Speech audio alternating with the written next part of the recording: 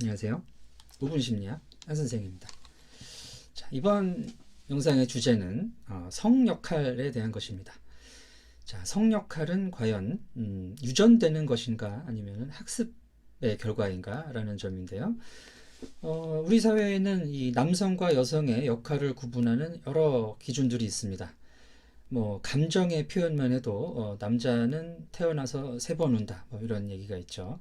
그래서 뭐 함부로 눈물을 흘리거나 하면은 별로 남성답지 않다라는 평가를 받을 수가 있고요.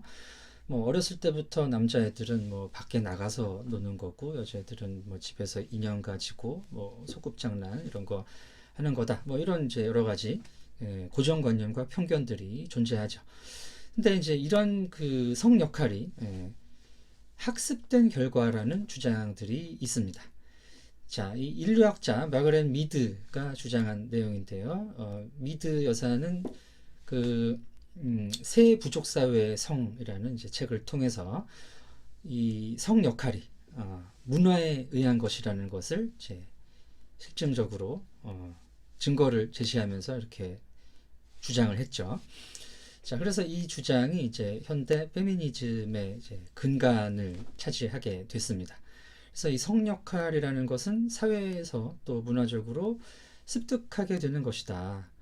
그래서 아무래도 이 문화적 가치라는 것은 그것이 이제 그 사람들의 생존에 적합한 측면이었기 때문에 아무래도 이 후속 세대들에게 교육을 통해서 전파가 되게 되죠.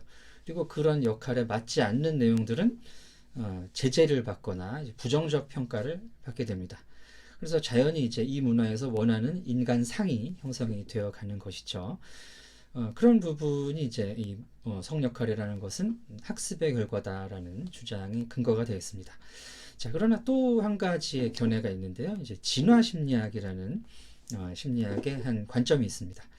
자, 현대의 인간들을 이루고 있는 이 뇌와 신체 그리고 마음은 진화의 결과다라는 주장을 하는 분야인데요. 진화 심리학에 따르면 이 성차, 남녀의 차이라는 것은 유전되는 측면이 존재합니다. 자, 예를 들면 그 세계에서 가장 성평등한 그런 문화권이 그 북유럽 문화권이에요. 스웨덴, 노르웨이, 덴마크 뭐 이제 이런 지역이죠. 근데 이제 그 지역 사람들도 여성들의 그 취미와 남성들의 취미를 비교를 해봤을 때 여성들은 우리가 전통적으로 여성들의 취미라고 일컬어지는 예를 들어서 뭐 뜨개질이라든지 어떤 이제 조용한 집에서 할 수 있는 이제 이런 취미들이 많았고 남성들은 전통적인 남성들의 성역할이라고 할 수 있는 이제 그 스포츠 밖에 나가서 하는 스포츠라든지 야외 활동이 이제 더 많았다는 것이죠. 자, 그래서 이 평등한 성 역할을 문화적으로 학습한 그런 북유럽 지방의 사람들도 타고나는 이런 이제 성차라는 부분이 존재한다라는 것입니다. 그래서 이런 부분들은 두 가지 이런 견해들은 서로 별개라고 보시고 서로 대립된다고 보실 수도 있겠지만은 저는 이 부분이 인간의 다양한 측면, 두 가지 측면을 같이 반영한다라고 생각을 합니다. 자, 인간의 성 역할이라는 것은 타고나는 부분도 있고 학습되는 부분도 있다는 것이죠. 자, 그럼 여기서 우리가 어떻게 성역할에 대해서 대처를 해야 될까요? 성역할은 존재하지 않으니 남녀에게 똑같은 일을 부여하고 아이들이 뭐 생각할 수 있는 아이들이 하고 노는 이런 이제 성역할적인 놀이, 여자아이들의 이런 뭐 인형놀이라든지 남자아이들의 뭐 전쟁놀이, 뭐 이제 뛰고 싸움박질하고 이런 놀이들을 조절해서 성평등한 교육을 시켜야 되는지. 자, 이 부분은 저는 분명히 타고나는 부분이 존재한다라는 생각이에요.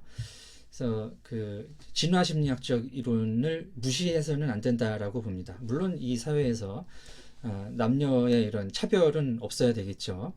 여자라는 이유로 남자라는 이유로 어떤 차별받는 부분은 없어야 되겠습니다. 그러나 자연스럽게 이 사람이 가지고 있는 부분을 애써 부정하면서까지 이런 이제 그 표면적인 성 역할의 평등에